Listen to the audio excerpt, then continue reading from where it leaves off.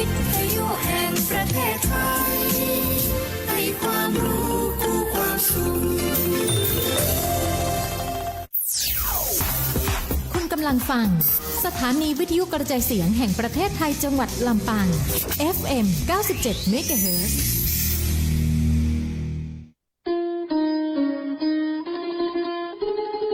สุขโขปุญญสสะอุจจโยการสั่งสมบุญนำสุขมาให้ขอเชิญผู้มีบุญร่วมตักบาตรพระ 1,000 รูปมหากุศลหนึ่งในโครงการตักบาตรพระ2 ล้านรูป77จังหวัดทุกวัดทั่วไทยอุทิศถวายพระราชกุศลสมเด็จพระนางเจ้าสิริกิติ์พระบรมราชินีนาถพระบรมราชชนนีพันปีหลวงในวันเสาร์ที่ 6 ธันวาคม พุทธศักราช 2568 ณ บริเวณลานพระบรมราชานุสาวรีย์สมเด็จพระนเรศวรมหาราชอำเภอเกาะคาจังหวัดลำปางสอบถามรายละเอียดได้ที่ 087-010-9796 083-476-4181ครั้งแรกของลำปางที่เนรมิตธรรมชาติทั้งสวนให้กลายเป็นเมืองเหนือจินตนาการท่ามกลางมนต์เสน่ห์แห่งเมืองล้านนากับงานลำปางออคิดแอนด์ออโรราเฟสติวัลมหัศจรรย์แสงเมืองเหนือโดยองค์การบริหารส่วนจังหวัดลำปางร่วมกับภาคีเครือข่ายตื่นตาตื่นใจไปกับการแสดงแสงเหนือท่ามกลางธรรมชาติกว่า8โซนทั้งการแสดงน้ำพุมหัศจรรย์ทางเดินดาวเหนือโคมส่องแสงล้านนาและอีกมากมายตระการตาไปกับนิทรรศการกล้วยไม้และไม้ดอกไม้ประดับนานาพันธุ์พร้อมมาสัมผัสศิลปะพื้นเมืองล้านนากับมหกรรมตีกลองปู่จาชมผลงานเซรามิกสุดประณีตในนิทรรศการและการสร้างสรรค์ผลงานเซรามิกนานาชาติเพลิดเพลินไปกับโซนครั่ง Exhibition และการแข่งขันผ้าครั่งแฮกเกอร์ทอนครั้งที่ 2ชมการสาธิตการย้อมผ้าที่เป็นเอกลักษณ์ของลำปางปิดท้ายไปกับโซนร้านค้าล้านนาคราฟที่รวมงานอาร์ตและอาหารท้องถิ่นมากมายและมาร่วมสัมผัสความมหัศจรรย์ส่งท้ายปีที่งานลำปางออคิดแอนด์ออโรราเฟสติวัลวันที่ 5-14 ธันวาคม 2568 ณ สวนสาธารณะหนองกระทิงจังหวัดลำปาง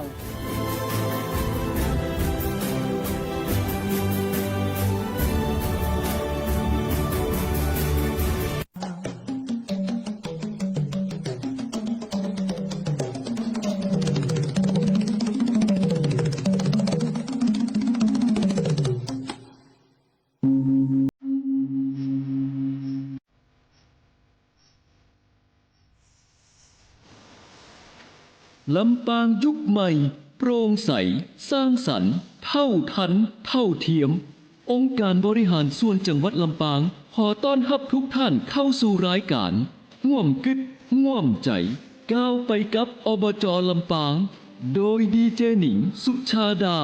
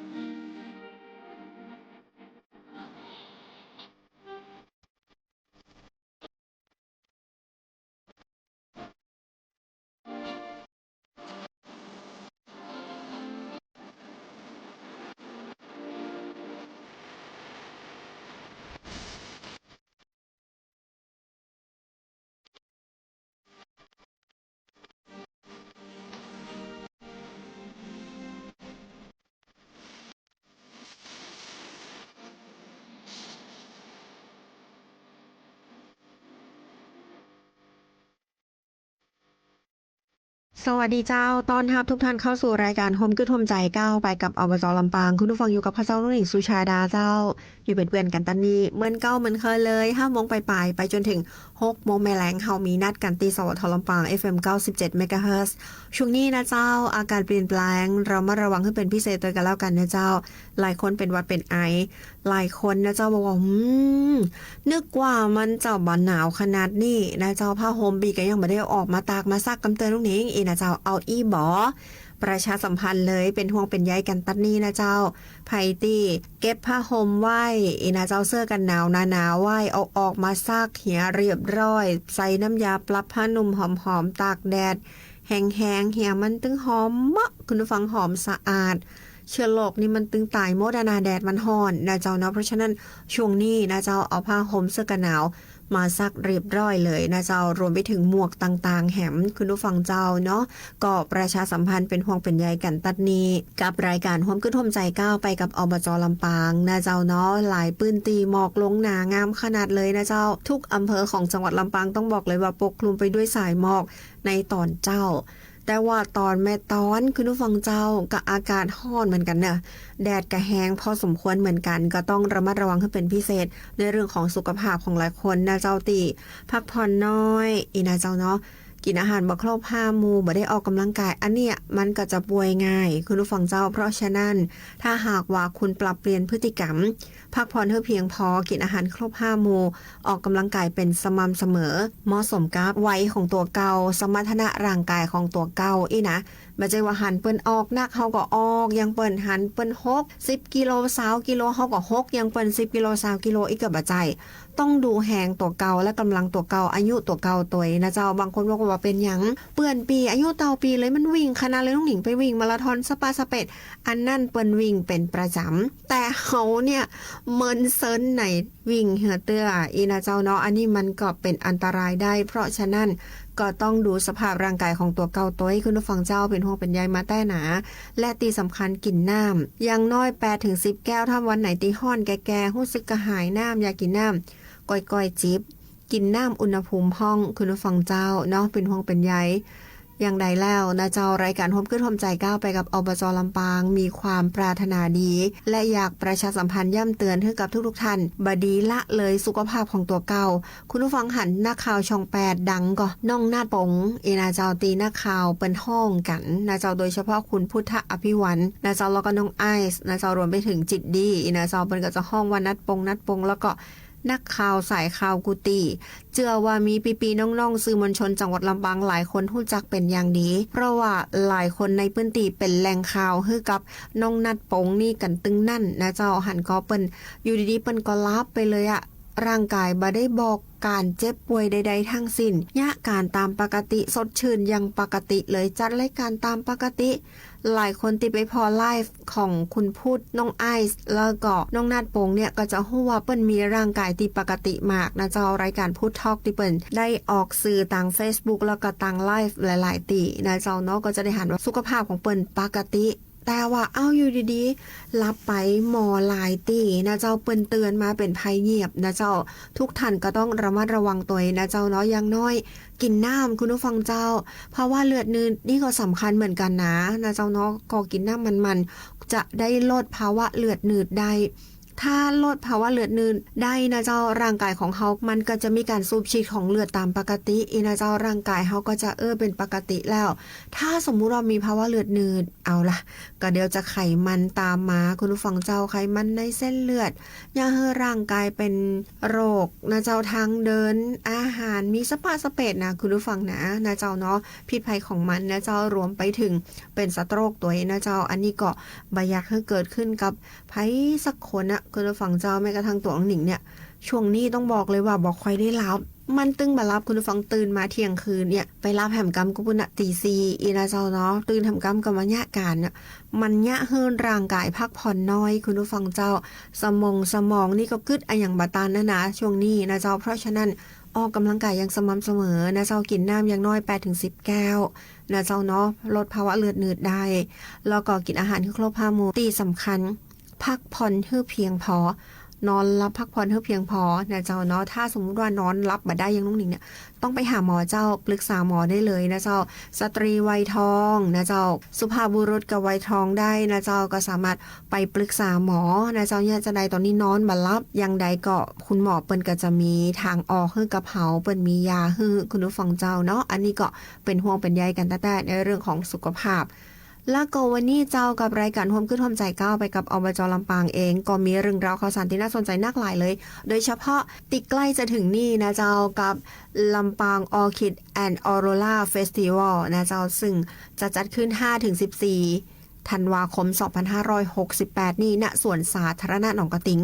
ตะคืนท่านนายกตวงรัฐโลสุนทรนายกองค์การบริหารส่วนจังหวัดลำปางพร้อมทั้งคณะผู้บริหารแล้วก็เจ้าหน้าที่ที่เกี่ยวข้องเปิ้นไปตรวจรับงานไปพอหน้างานคุณผู้ฟังเจ้ากับแสงสียิ่งใหญ่อลังการนะเจ้าเนาะอยากให้ทุกท่านได้ไปหัน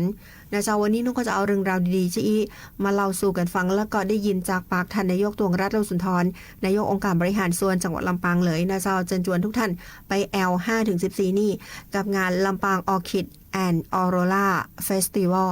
ก็บ่ดีลืมนะเจ้า 5-14 ธันวาคมนี้ณสวนสาธารณะหนองกระติงรายละเอียดจะมีอย่างพ่องเดี๋ยวน้องเราสู่กันฟังนะเจ้าเอาแล้วเจ้าเดี๋ยวไปพักกันก่อนเนาะช่วงหน้ามีเรื่องราวข่าวสารที่น่าสนใจรวมไปถึงลำปางออร์คิดแอนด์ออโรราเฟสติวัลนะเจ้าเนาะจะมีอะไรอย่างพ่องเดี๋ยวสักกำเจ้า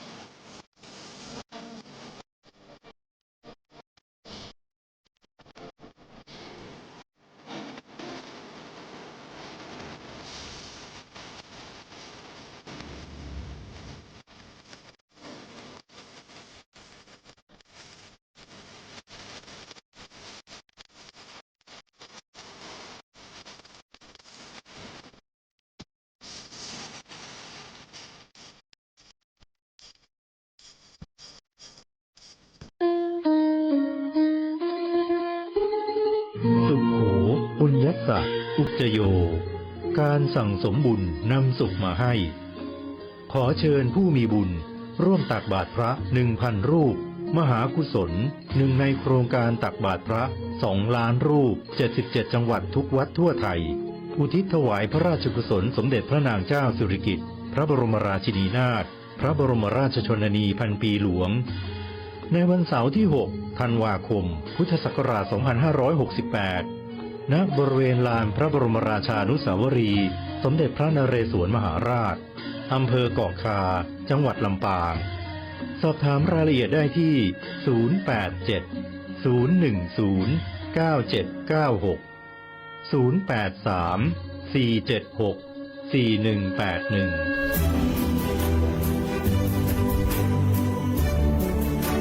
ครั้งแรกของลำปางที่เนรมิตธรรมชาติทั้งสวนให้กลายเป็นเมืองเหนือจินตนาการท่ามกลางมนต์เสน่ห์แห่งเมืองล้านนากับงานลำปางออคิดแอนด์ออโรราเฟสติวัลมหัศจรรย์แสงเมืองเหนือโดยองค์การบริหารส่วนจังหวัดลำปางร่วมกับภาคีเครือข่ายตื่นตาตื่นใจไปกับการแสดงแสงเหนือท่ามกลางธรรมชาติกว่า 8 โซนทั้งการแสดงน้ำพุมหัศจรรย์ทางเดินดาวเหนือโคมส่องแสงล้านนาและอีกมากมายตระการตาไปกับนิทรรศการกล้วยไม้และไม้ดอกไม้ประดับนานาพันธุ์พร้อมมาสัมผัสศิลปะพื้นเมืองล้านนากับมหกรรมตีกองปู่จาชมผลงานเซรามิกสุดประณีตในนิทรรศการและการสร้างสรรค์ผลงานเซรามิกนานาชาติเพลิดเพลินไปกับโซนครั่ง Exhibition และการแข่งขันผ้าครั่งแฮกเกอร์ทอนครั้งที่ 2 ชมการสาธิตการย้อมผ้าที่เป็นเอกลักษณ์ของลำปางปิดท้ายไปกับโซนร้านค้าล้านนาคราฟที่รวมงานอาร์ตและอาหารท้องถิ่นมากมายและมาร่วมสัมผัสความมหัศจรรย์ส่งท้ายปีที่งานลำปางออคิดแอนด์ออโรราเฟสติวัลวันที่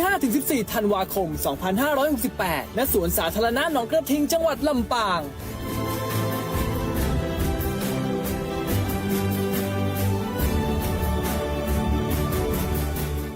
เจ้ายังที่ได้เกริ่นไปนะเจ้าบอกว่าครั้งแรกของจังหวัดลำปางเลยทีเดียวนะเจ้ากับเทศกาลไฟที่ยิ่งใหญ่ที่สุดในจังหวัดลำปางต้องบอกเลยว่างานนี้ห้ามพลาดแต่เลยนะเจ้ามีถึง16.16 โซนด้วยกันหลายคนบอกว่าเอ้าเขาจะเดินจะได้ให้ครบทั้ง16โซนต้องบอกเลยนะเจ้าใน Facebook องค์การบริหารส่วนจังหวัดลำปางจะมีตารางบอกว่าจะเป็นตารางโชว์น้ำพุไฮไลท์ที่ห้ามพลาดมีวันละหลายๆรอบเลยทีเดียวนะเจ้าทุกท่านเช็คเวลาเหี่ยก่อนที่จะจองไปถ่ายรูปกันตัวนะเจ้าเนาะบัดใจอย่างอะเวลาเปิดมีนะเจ้าเวลาเปิดน้ำพุหนานะเจ้าทุกท่านจะต้องเช็คเวลานะเจ้าแล้วก็ตารางแสดงตั้งแต่วันที่5จนถึง10ธันวาคมนะเจ้าคิวแน่นขนาดนักทั้งโชว์ตีกองปูจ้าแฟชั่นโชว์ผ้าย้อมคลั่งนะเจ้าดนตรีโฟกซองคอนเสิร์ตและการประกวดร้องเพลงแล้วก็อื่นๆแฮมเปอร์เลคีเตอร์แฮมปอมีเวิร์กช็อปนะเจ้าโซนงานคราฟแล้วก็เซรามิกเริ่มตั้งแต่10 โมงนะเจ้ายาวไปจนถึง3 ทุ่มเลยนะคุณผู้ฟังนะมีตึงวันสำหรับแผนผังทั้ง16โซนเดินจะได้ให้ครบทั้ง16จุดเช็คอินนะเจ้างานนี้ต้องเข้าไปพอใน Facebook องค์การบริหารส่วนจังหวัดลำปางนะเจ้าทริปความม่วนความงานแนะนำให้มาตั้งแต่เจ้าเลยคุณผู้ฟังเจ้าเดินการเซรามิกหาของกินล้ำมาเดินแอลการของกินเมาะล้ำซื้อของราคาบะแป้งเดินงานเซรามิกพอของงามๆนะเจ้าผ้ามีของกินของใจนะเจ้าบอกโอ้ผลไม้รับรองได้เลยว่าจากสวนอินทรีย์นะเจ้าหลายๆอย่างเลยละมาให้คุณได้เลือกซื้อกันและตีสำคัญประชาสัมพันธ์สำหรับไผ่ตีจะขายของในการนางกอมแอดหนองกระติงหรือว่างานลำปางออคิดแอนด์เฟสติวัล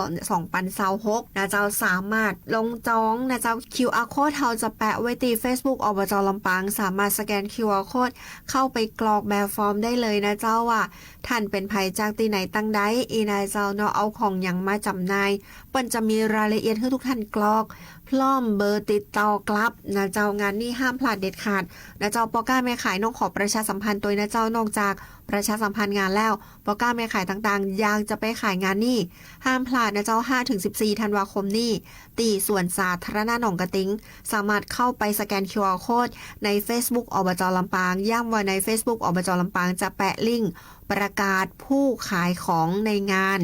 ลำปางออคิดแอนด์ออโรราเฟสติวัลนี่นะเจ้าเนาะเกาะทุกท่านเกาะไปสแกน QR Code แล้วก็กรอกใบสมัครได้เลยนะเจ้าเนอะแล้วก็ทันใดนะเจ้าโหลดไฟล์ฉบับความละเอียดสูงสามารถคลิกเข้าไปได้เลยนะเจ้ากับแผนที่ต่างๆในการเดินแอลงานลำปางออคิดแอนด์ออโรราเฟสติวัลนะเจ้าตีส่วนสาธารณะหนองกระติง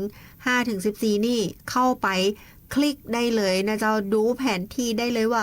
คุณจะไปตีไหนตังใดจุดเช็คอินตึง16 จุดนะเจ้าสามารถเข้าไปพอได้เลยบัจจัยอย่างเจ้าถ้ามาดูแผนที่คุณจะเดินมาครบ16 จุดถ้ามาได้ถ่ายหูปครบ16 จุดจะว่าน้องมาบอกมาได้นะเจ้ามีโซนต่างๆคุณผู้ฟังเจ้าเดี๋ยวจะเล่าสู่กันฟังนะเจ้าภายในงานก็มีแสงแห่งรักรอยพระเมตตานะเจ้า2นะเจ้าป่าแห่งสีสัน3แสงเมืองเหนือ4มหัศจรรย์น้ำพุ5เหนือดวงอีนะเจ้า6ทางเดินดาวเหนือ7โคมส่องแสงล้านนานะเจ้า8เขาวงกตเรืองแสง9นะเจ้าสะพานสายรุ่ง10นะเจ้าเวทีลักษ์11นะเจ้าโซนนิทรรศการเซรามิก12เจ้าโซนนิทรรศการผ้าครั่ง13โซนสวนกล้วยไม้นานาพันธุ์14ร้านอาหาร50ร้านห้ามพลาดเจ้าแล้วก็ร้าน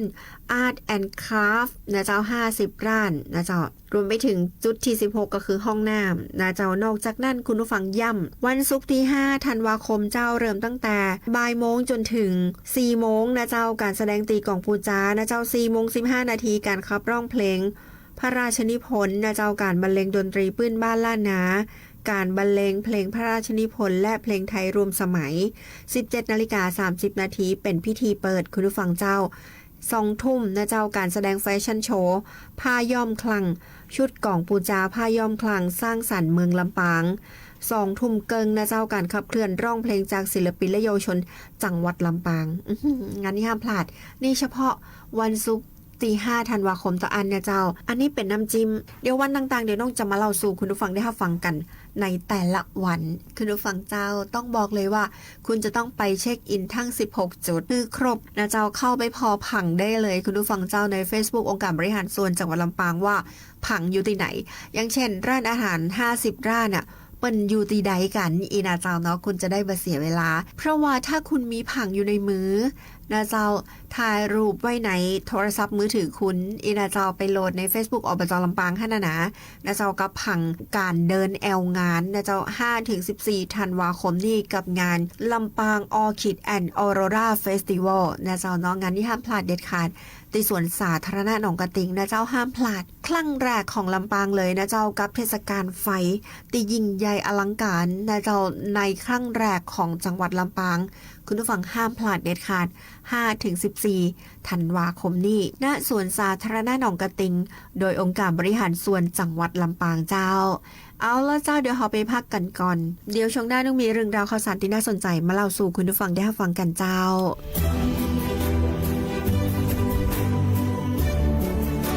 ครั้งแรกของลำปางที่เนรมิตธรรมชาติทั้งสวนให้กลายเป็นเมืองเหนือจินตนาการท่ามกลางมนต์เสน่ห์แห่งเมืองล้านนากับงานลำปางออคิดแอนด์ออโรราเฟสติวัลมหัศจรรย์แสงเมืองเหนือโดยองค์การบริหารส่วนจังหวัดลำปางร่วมกับภาคีเครือข่ายตื่นตาตื่นใจไปกับการแสดงแสงเหนือท่ามกลางธรรมชาติกว่า8โซนทั้งการแสดงน้ำพุมหัศจรรย์ทางเดินดาวเหนือโคมส่องแสงล้านนาและอีกมากมายตระการตาไปกับนิทรรศการกล้วยไม้และไม้ดอกไม้ประดับนานาพันธุ์พร้อมมาสัมผัสศิลปะพื้นเมืองล้านนากับมหกรรมตีกลองปูจาชมผลงานเซรามิกสุดประณีตในนิทรรศการและการสร้างสรรค์ผลงานเซรามิกนานาชาติเพลิดเพลินไปกับโซนครั่ง Exhibition และการแข่งขันผ้าครั่งแฮกเกอร์ธอนครั้งที่2ชมการสาธิตการย้อมผ้าที่เป็นเอกลักษณ์ของลำปางปิดท้ายไปกับโซนร้านค้าล้านนาคราฟต์ที่รวมงานอาร์ตและอาหารท้องถิ่นมากมายและมาร่วมสัมผัสความมหัศจรรย์ส่งท้ายปีที่งานลำปางออคิดแอนด์ออโรราเฟสติวัลวันที่ 5-14 ธันวาคม 2568 ณ สวนสาธารณะหนองกระทิงจังหวัดลำปาง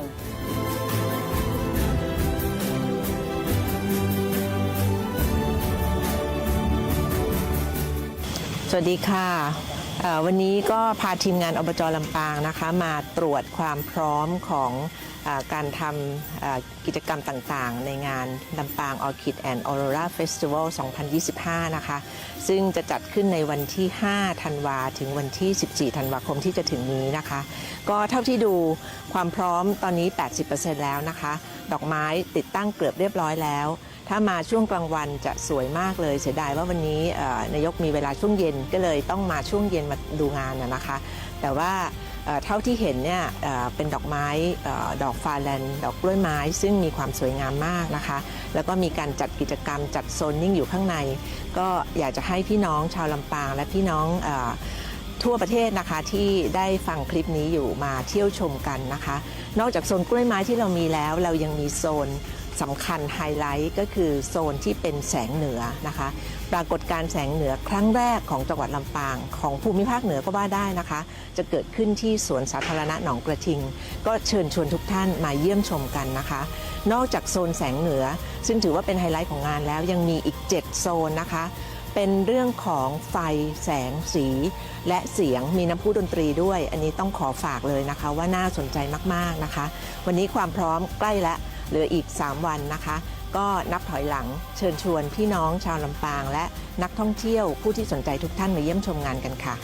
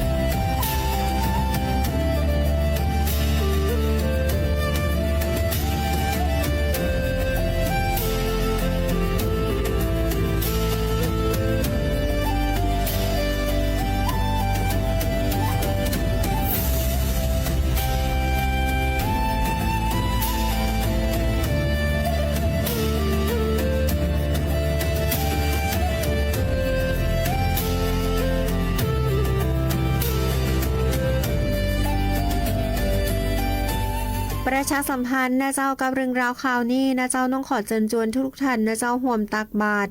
พระสงฆ์พันรูปนะเจ้าอุทิศถวายเป็นพระราชกุศลสมเด็จพระนางเจ้าสิริกิติ์พระบรมราชินีนาถพระบรมราชชนนีพันปีหลวงเนื่องในโอกาสเมืองลำปาง 1,345 ปีในวันเสาร์ที่ 6 ธันวาคม 2568 นะเจ้าณลานพระบรมราชานุสาวรีย์สมเด็จพระนเรศวรมหาราชอำเภอเกาะขางานนี้ห้ามพลาดเจ้าเชิญชวนทุกท่านนะเจ้าทำบุญตักบาตรร่วมกันพระสงฆ์จำนวน 1,000 รูปนะเจ้าเพื่ออุทิศถวายเป็นพระราชกุศลสมเด็จพระนางเจ้าสิริกิติ์พระบรมราชินีนาถพระบรมราชชนนีพันปีหลวงแล้วก็ในโอกาสตีเมืองลำปางของเฮาหรือจังหวัดลำปางของเฮาครบ 1,345 ปีเชิญชวนตักบาตรในวันเสาร์ที่ 6 ธันวาคม 2568 เวลา 6 นาฬิกานะเจ้าหรือว่า 6 โมงเจ้าคุณผู้ฟังเรียนเชิญนะเจ้าตีลานพระบรมราชานุสาวรีย์สมเด็จพระนเรศวรมหาราชอำเภอเกาะขาเจ้าปากันไปนักๆใส่ชุดขาวไปกันนักๆนะเจ้าเนอไปทำบุญตักบาตรด้วยกันนะเจ้างานนี้นะเจ้าบอกว่าจะเป็นส่วนราชการต่างๆนะเจ้าโดยองค์การบริหารส่วนจังหวัดลำปางนะเจ้าแล้วก็นายกเทศมนตรีตำบลเกาะขานะเจ้ารวมไปถึงหัวหน้าสำนักปลัด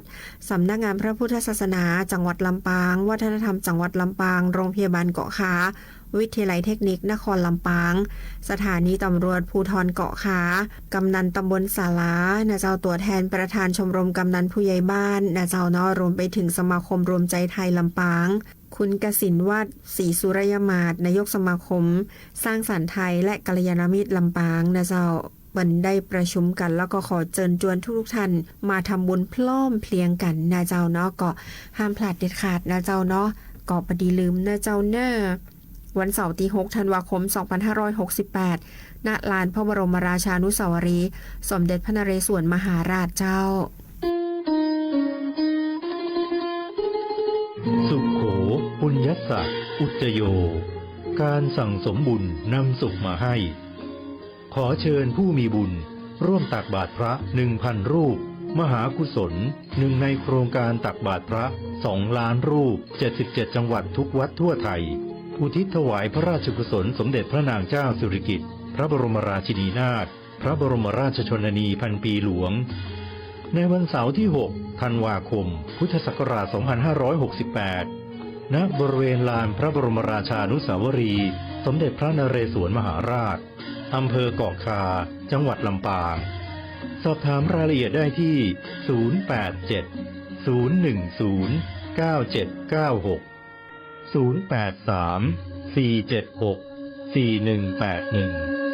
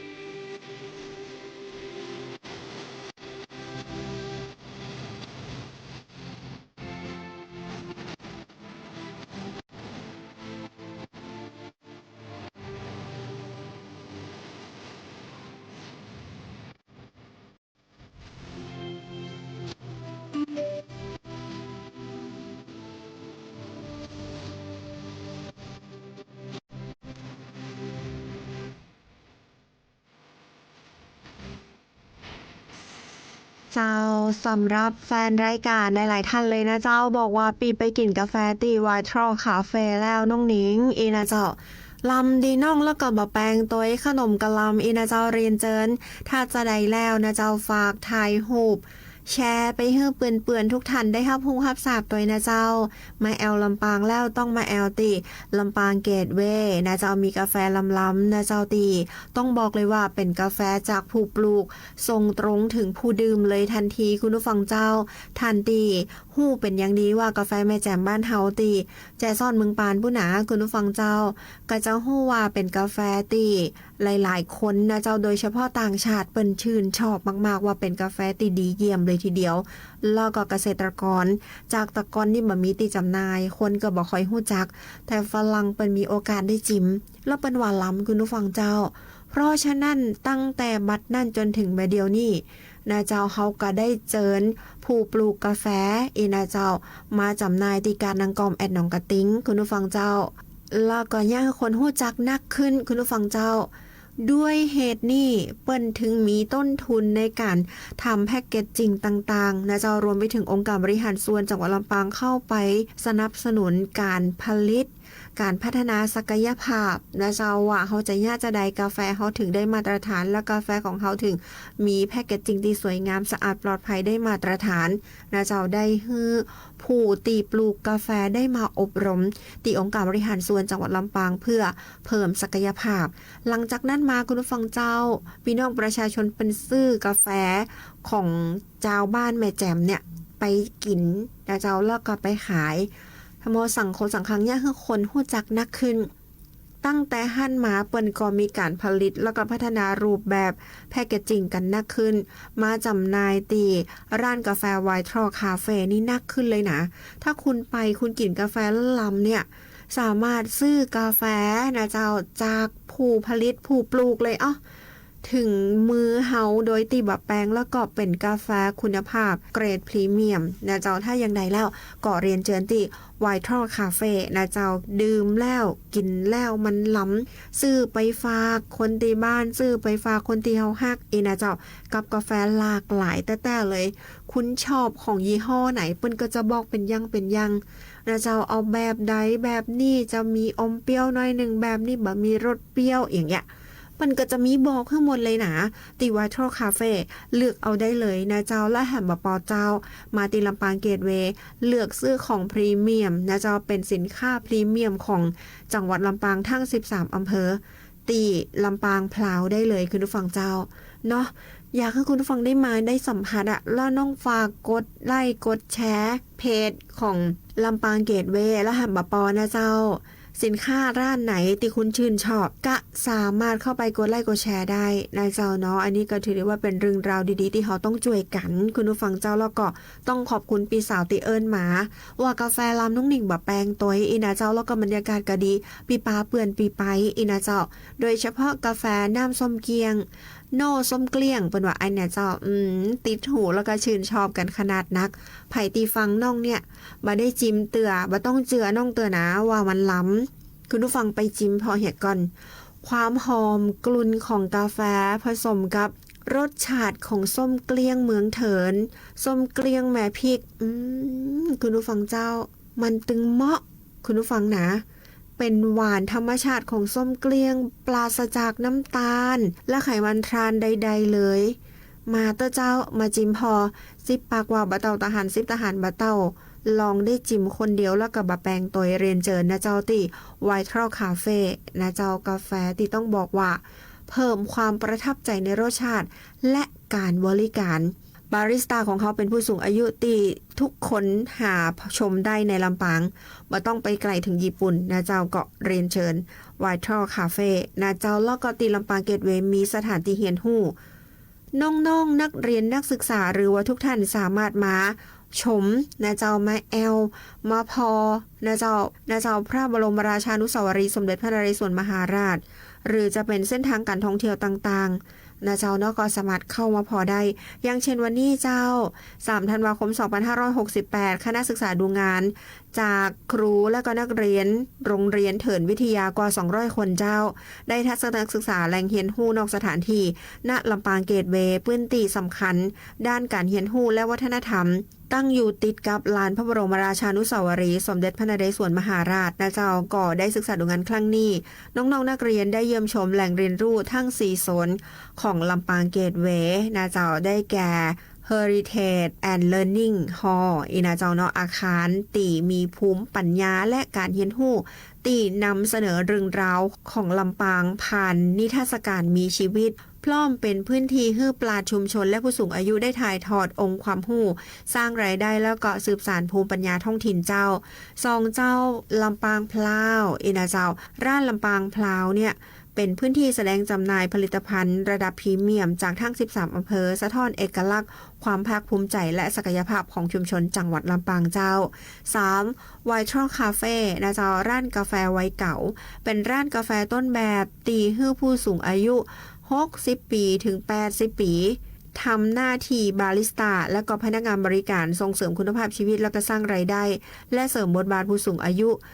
ในสังคมยุคใหม่ต้องบอกว่าสร้างความสุขให้ผู้สูงอายุจัดนักเลยนะคุณผู้ฟังเพราะว่าเปิ้นจะเหมือนประมาณว่าจากเพื่อนถึงเพื่อนมีอย่างเราสู่กันฟังนะเจ้าความสุขในห้านเต็มไปหมดเลยคุณผู้ฟังลองไปพอเตอะกอบโกยเอาจากรอยยิ้มเสียงหัวเราะการบริการด้วยใจตีหน้าฮักมีทุกอย่างอ่ะคุณผู้ฟังเจ้าลองไปก่อนแบบต้องเจือน้องเตือตีไวท์ทรัลคาเฟ่นะเจ้ารวมไปถึงจุดที่ 4นะเจ้าเป็นศูนย์บริการข้อมูลนักท่องเที่ยวเชื่อมโยงนักท่องเที่ยวสู่แหล่งท่องเที่ยวทั่วทั้ง13อำเภอของจังหวัดลำปางนะเจ้าสนับสนุนการท่องเที่ยว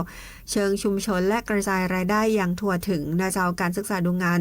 ลำปางเกตเวย์นี่ช่วยเปิดโลกทัศน์ให้น้องๆนักเรียนโรงเรียนเถินวิทยาได้ทั้งความรู้ด้านวัฒนธรรมภูมิปัญญาท้องถิ่น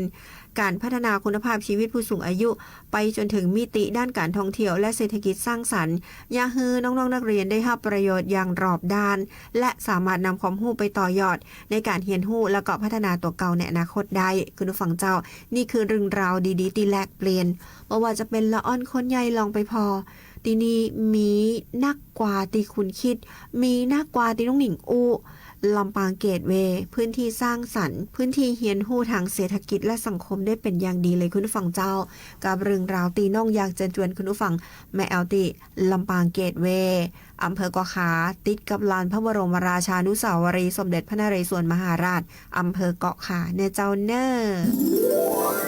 มากกว่าคาเฟ่ไวท์เทิลคาเฟ่คือพื้นที่แห่งโอกาสและกำลังใจ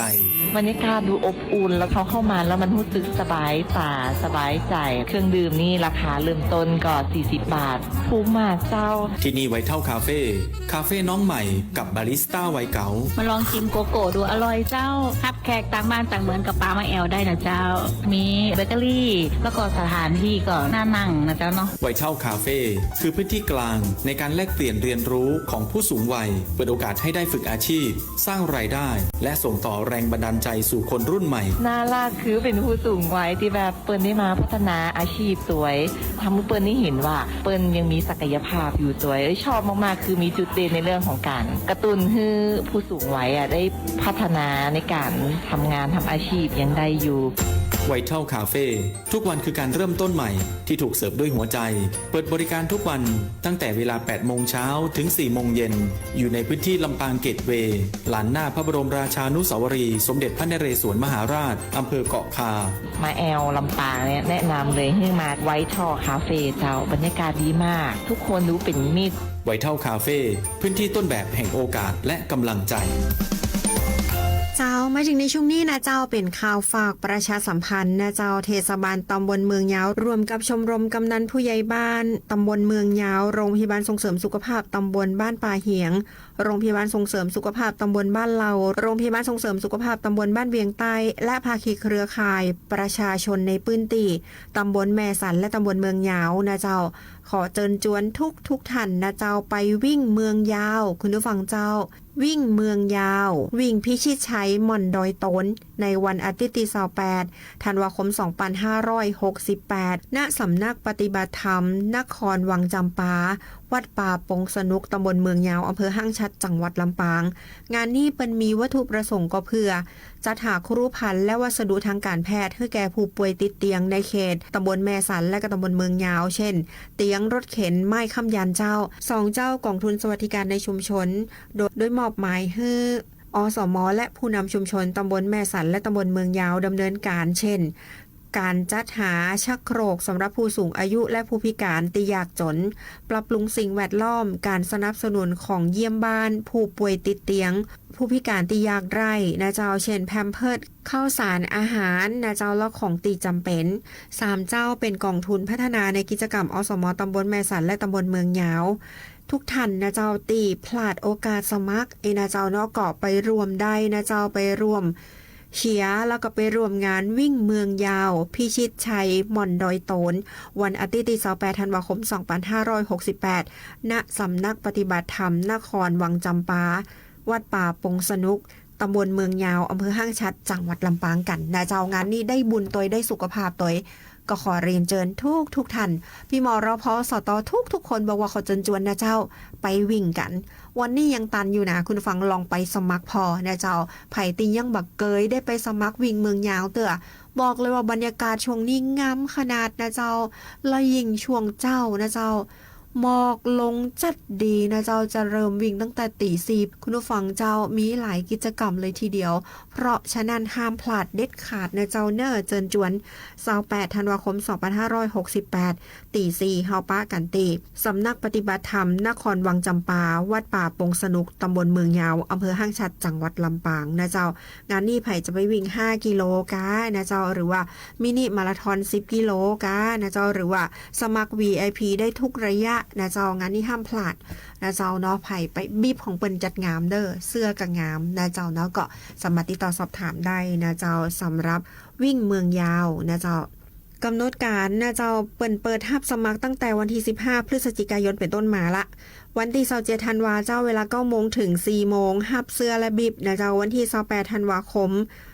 เวลาตี 4นะเจ้าลงทะเบียนแล้วรับบีบเพิ่มเติมนะเจ้าไผตีบ่ได้รับในวันที่27นะเจ้าคือมารับบีบเพิ่มเติมเวลาตี 4นะเจ้าหลังจากนั้นจะเข้าสู่พิธีการเปิดแล้วก็ปล่อยตั๋วนำวอร์มนะเจ้าตี 5 เกิงเจิญประธานฝ่ายจัดการแข่งขันกล่าวรายงานต่อประธานในพิธีเจ้าตี 5:40 ประธานในพิธีจะกล่าวฮือโอวาทและเปิดงาน 6 โมงเจ้าปล่อยตั๋วนักวิ่ง10กิโล6 โมงเช้าปล่อยตั๋วนักวิ่ง5กิโล7 โมงนักวิ่งเข้าเส้นชัยแล้วก็รับประทานอาหารติดเตรียมไว้พร้อมกันนะเจ้า7 โมงเกิงพิธีมอบถ้วยรางวัลนะเจ้างานนี้ห้ามพลาดเด็ดขาดเฮาไปวิ่งเมืองยาวกันนะเจ้าเนาะวันอาทิตย์ที่28ธันวาคม2568นะเจ้าเนอก็ไปป้ากันนะเจ้าตีตำบลเมืองยาวอำเภอห้างชัดจังหวัดลำปางเนี่ยเจ้าเนอเอาแล้วเจ้าเวลาของรายการร่วมขึ้นร่วมใจก้าวไปกับอบจลำปางนะเจ้าหมดลงเห็นละเอาเป็นว่าวันพุธ 5 โมงแมลงถึง 6 โมงแมลงเขาปิ้งมาป้ากันใหม่ในรายการร่วมขึ้นร่วมใจก้าวไปกับอบจลำปางตังสวทลำปางวันนี้ข้าเจ้าลุงหนิงสุชาดาต้องลาไปก่อนสวัสดีเจ้าคุณกำลังฟังร่วมคิดร่วมใจก้าวไปกับอบจลำปางทางสวทลำปาง FM 97 เมกะเฮิรตซ์